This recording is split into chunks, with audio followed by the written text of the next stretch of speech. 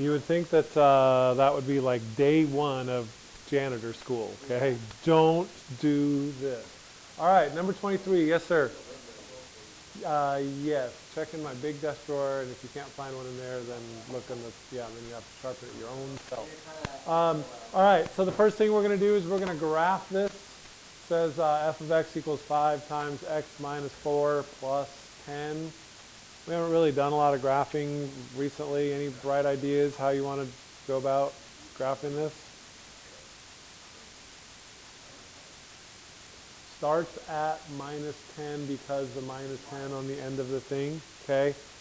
Sadly, it is not in y equals mx plus b. It's not in slope-intercept form. But we can get it into slope-intercept form. What do I have to do in order to do that? Distribute the 5.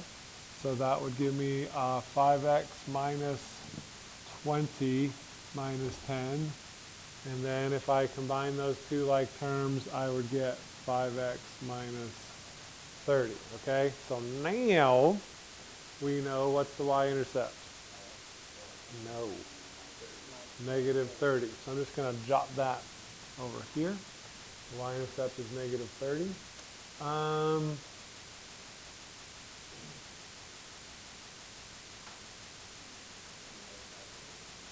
And then the slope is 5, yeah.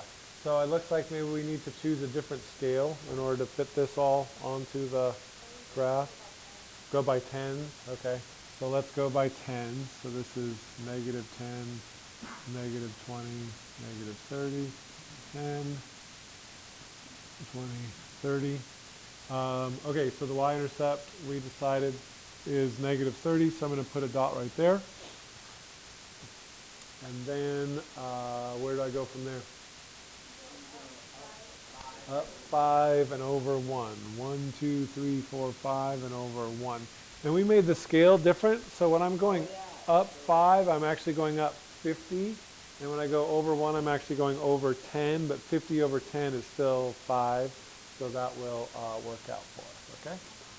And I really only need 2 points. You can put more of them on there if you want. Yeah, since I made the scale by tens, when I, did you just ask me something with a heat, or did you say repeat? Oh, I thought you said will you repeat? Never mind. Getting old. Okay, then the last thing we need to do is we need to find the x-intercepts, okay? I can't really get that just from looking at the graph because it looks like it's going to be something in between 0 and 10. So I'm going to find that using algebra. And the way that I would do that is I would take the equation and set it equal to 0. I'm sorry, what? It would be, but I wrote down the wrong equation. This is actually 5x minus 30. So x is what? X is 6, yeah. Because I add 30 to both sides. Divide by 5, so that means the x-intercept is 6. Okay? How do you guys feel about that? I don't get through the equation. What do you mean? The very top part. Like how we got from this to this? Okay, just distributed the 5. So just took and multiplied both of the things inside the parentheses by 5. So 5 times x, 5x. 5 times negative 4, negative 20. And then we combine these like terms right here. Negative 20 and negative 10 makes negative 30. And then this is the y-intercept, and this is the slope. Yeah, because then it's in, yeah, exactly. Okay? All right. Next one is a little bit different because it has the exponent there, yeah. But maybe what you guys learned when we were working on this on Friday is what is going to be happening to the numbers every time. Multiplying by what?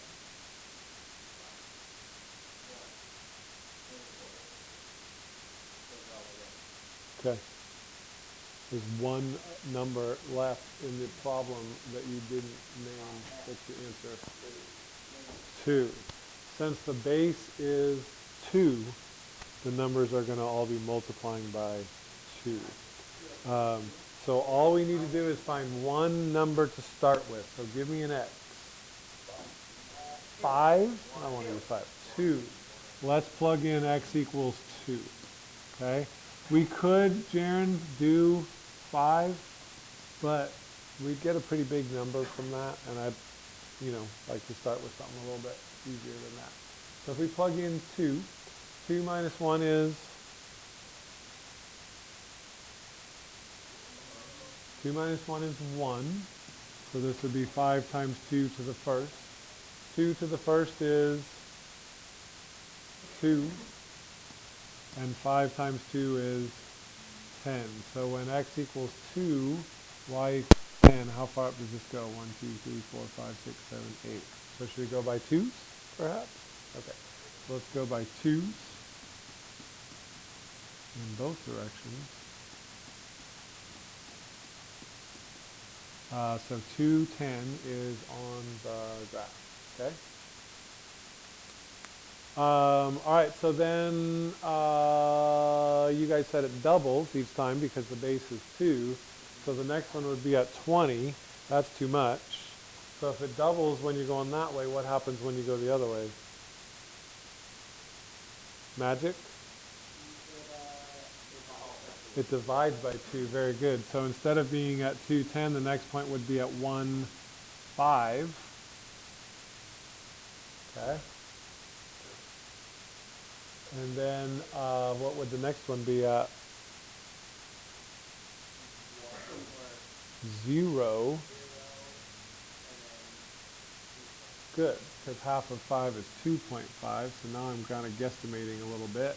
And then the next one after that would be at, what's half of 2.5?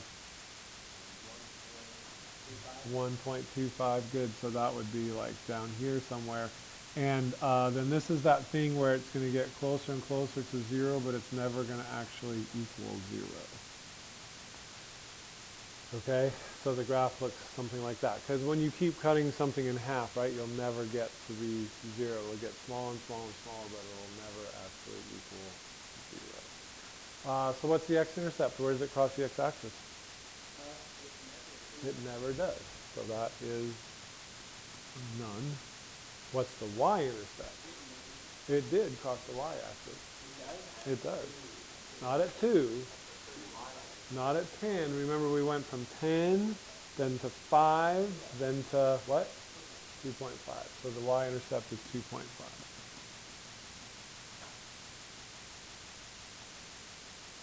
Okay?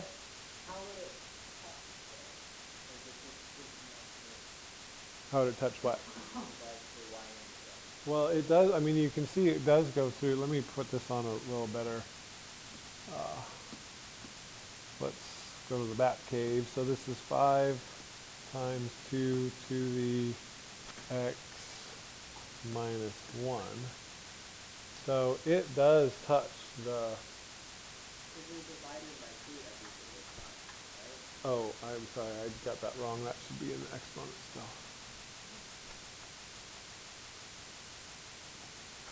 Nope.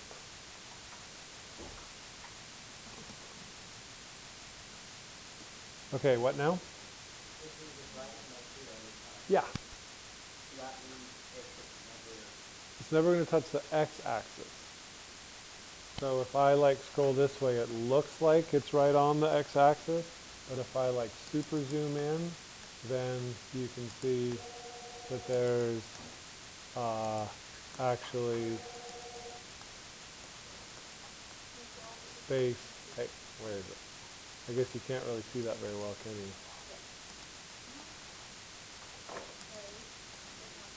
There you go. See it now? So if you zoom in enough, then you can see that there's always going to be space in between those lines. Okay? But when you look at it like this, it looks like it crosses. All right, we good with that one? All right, next one. -2 times x plus 3. So what do you want to do with this? What did you say? Yeah, just go ahead and distribute the -2. -2x minus 6. Negative 6 is the y-intercept. 1, 2, 3, 4, 5, 6. And what? Yes, it is. You guys see what Matthew did there? It's like super-powered math brain today. So he took negative 2x minus 6 and set it equal to 0. And if you add 6 and then divide by negative 2, you get x equals negative 3. So it crosses the thingy right there. Okay? So you can just connect those points if you want as our graph instead of using the slope. You guys all right with that? Yep.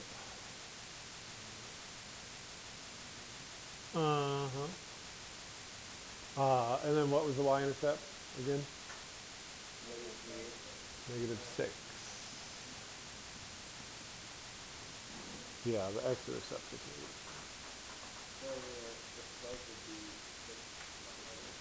negative. No, the slope would be negative 2. The slope is the number in front of the x. Okay. Okay. All right, last one. It's already done for us.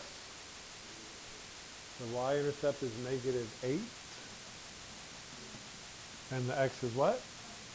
Positive 4. Because if I take this equation, set it equal to 0, then I get x equals 4, right? So easy way to graph that is to plot those 2 points. 1, 2, 3, 4 this way. 1, 2, 3, 4, 5, 6, 7. I'll just make it up and go negative 8 like that. Yep, staple it and turn it in. How's that? That look good? Did I go through? Did I hit the points okay?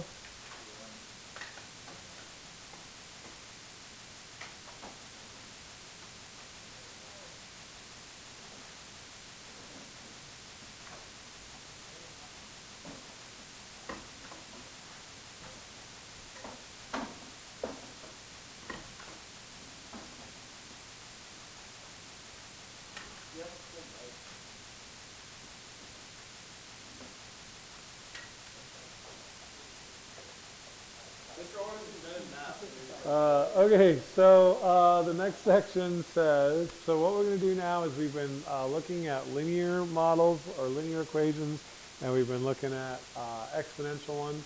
We're going to sort of compare the two in a real world situation and see how they are different, okay? So it says Calcurama had a net income of $5 million in 2010, while a small competing company, ComputerFest, had a net income of $2 million. The management of Calcurama develops a business plan for future growth that projects an increase in net income of $0.5 million per year.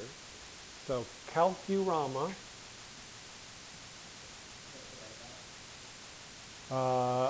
it seems like there's a lot of information there. I'm trying to organize a little bit. Calcurama is starting at $5 million.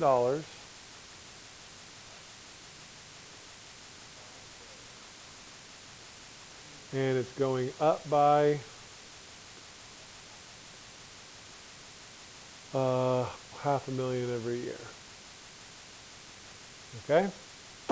Then ComputerFest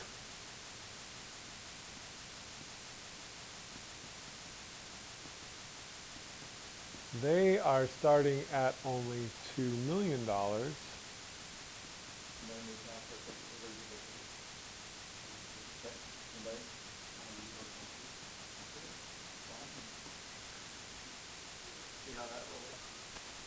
Anybody has, students that don't want to go?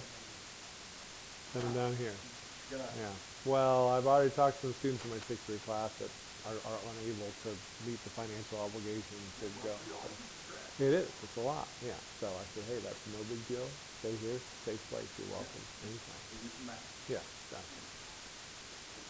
Okay. So ComputerFest only is worth $2 million to start with. But they're trying to develop their company so that it goes up by 15% each year.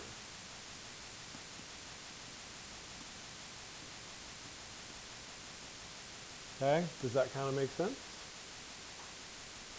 Okay, so what y'all need to do right now is come up with an equation that represents each situation.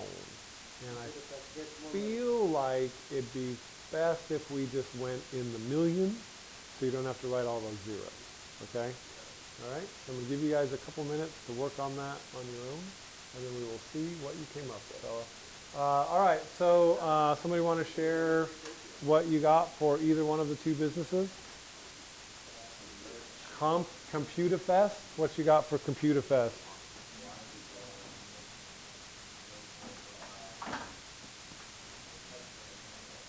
Okay. Oh, thanks, Matthew. Plus 2. Okay, so can I just go plus 2?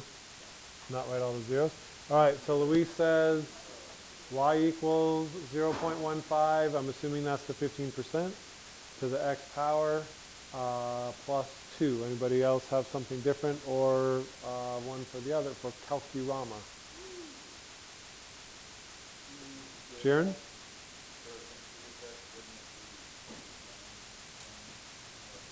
1.15 to the x. Okay, so you want to go 1.15 to the x plus 2. Okay. All right. Anybody else something different?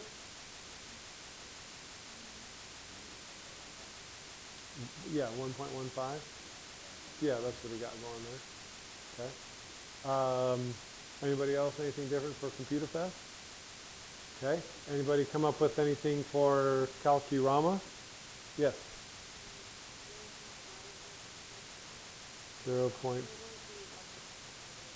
0.5x plus 5, or she starts to question herself and say, would it be 1.5x plus 5? Okay. Anybody anything different for this one? All right. What do you think? You can't all be right. 1.15x plus 5. Okay. How can we figure out if that's right or not? How? Okay. So right now we know that the Calcurama is worth $5 million, right? And it's going up by $500,000 per year. Okay. So let's figure out what this would equal if x is 1. So if I plug 1 in here for x, what do you get? 5.5, because 0.5 times 1 is 0.5, plus 5 is 5.5. When I plug 1 in for x right here, what do I get? 6.5, because 1.5 times 1 is 1.5, plus 5 is 6.5. How much should the business be worth after 1 year? 5.5 or 6.5? 5.5. So in this case, this one is correct, okay? So this is an example of a linear function because it's going up by the same amount each time, okay? And when you're doing a linear function, you don't have to take into account that 1 that Jaron put in front of the thing, all right? Okay, this one, and Luis, what did you say when I wrote that up here? Oh, crap, or something like you knew that you forgot to, yeah. Okay, the other thing that both of you did is it should be time, okay? You're multiplying by the same amount each time, okay? So if you go 2 times 1.15, the 2 times 1 gives you the 2 million that the business was originally worth, and then the 2 times 0.15 gives you the added value, and together that gives you the whole thing, okay? All right, so that's pretty good. What do we got now? Compare the two companies. How are the representations for the net income of the two companies similar? And how do they differ? How are they similar?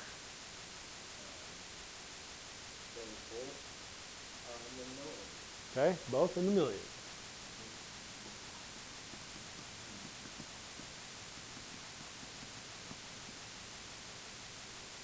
How else are they similar?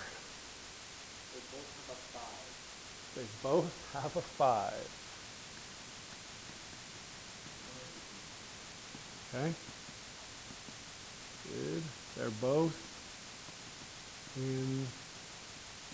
increasing. Okay. Any other ideas how they're similar? They both start what? Both are the names.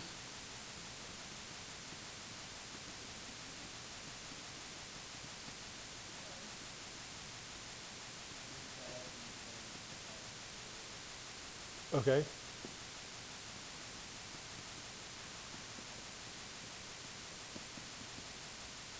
All right. How are they different? Okay. Different starting values. The one was worth $5 million when it started, and the other one was worth how much? $2 million. Okay, Matthew. Increasing by different amounts.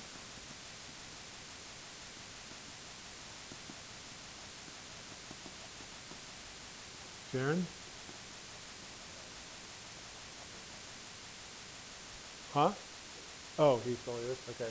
So have different starting values, and they're both increasing by different amounts. Okay. Anything else?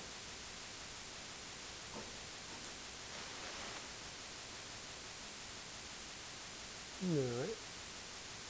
Let's see what else we can throw it for. Okay, if both companies were able to meet their net income growth goals, which company would you choose to invest in? Computer Fest? Yup. Why? Because it's going up 15% instead of 5. Continuously is a significant amount more than 5. And you have more money for 5 million.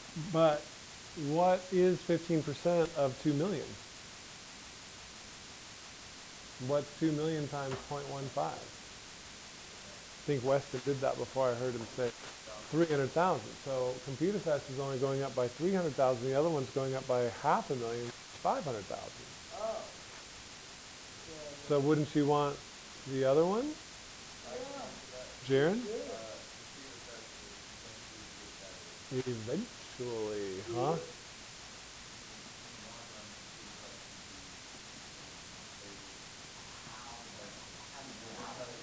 What was the other one called?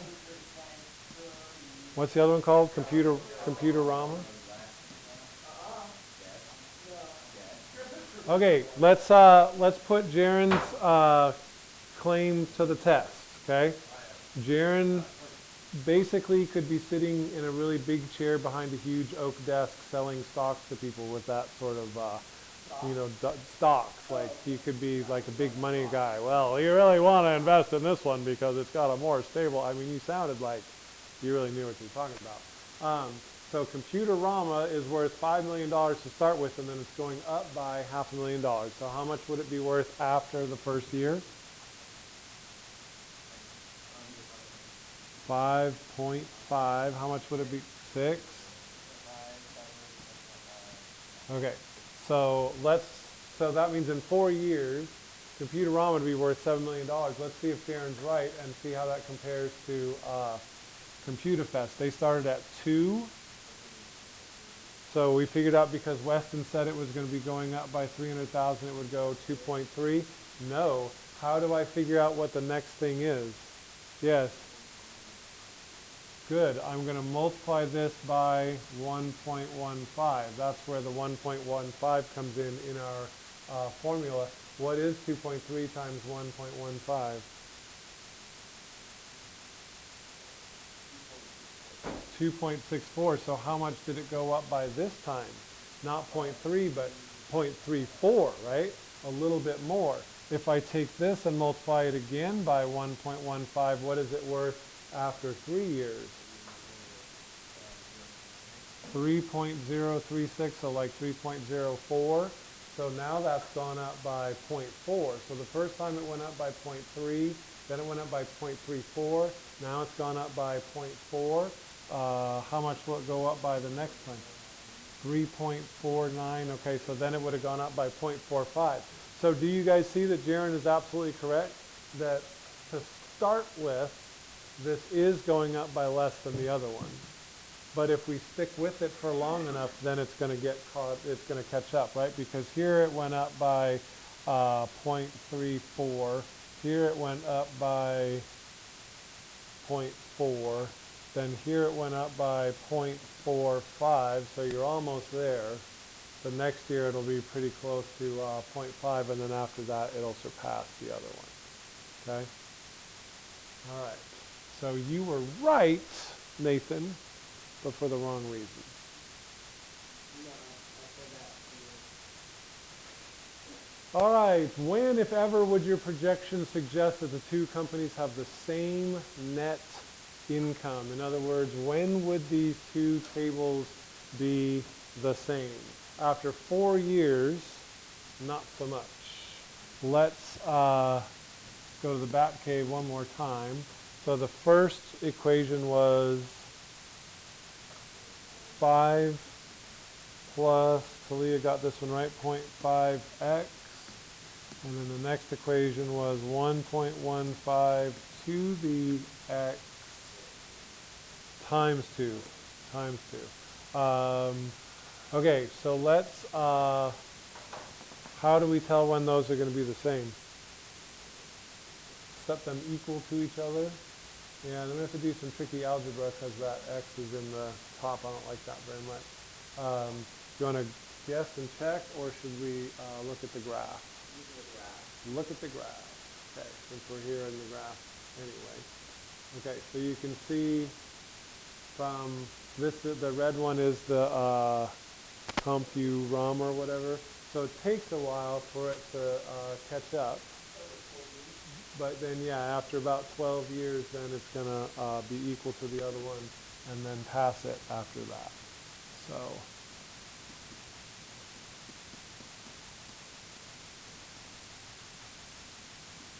about 12 years, we got that by looking at the graph. Will they ever have the same net income again once they reach this point here? No, this one's just going to, this is why Jaron's going to make me able to retire a little bit early. We'll talk later. This one's just going to take off, okay? And this one's going to continue to just go up by the same amount.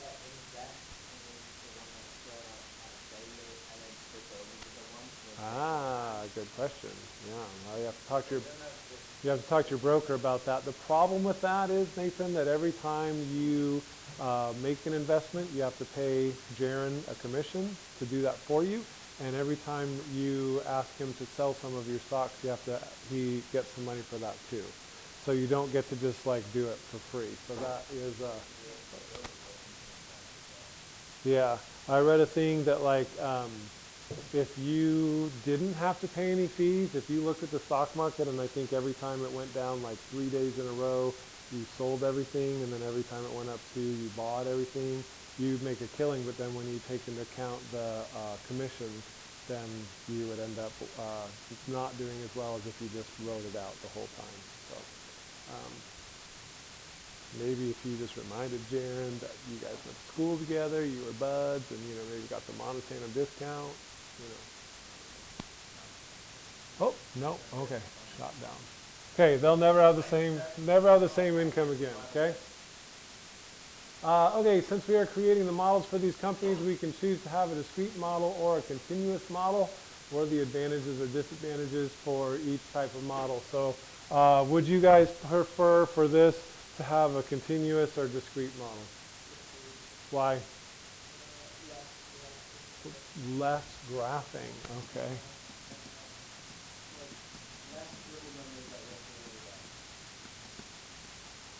Right, because when you do a discrete one, then we only do like the whole numbers, okay? What would be the advantages of doing a continuous one? Okay, good.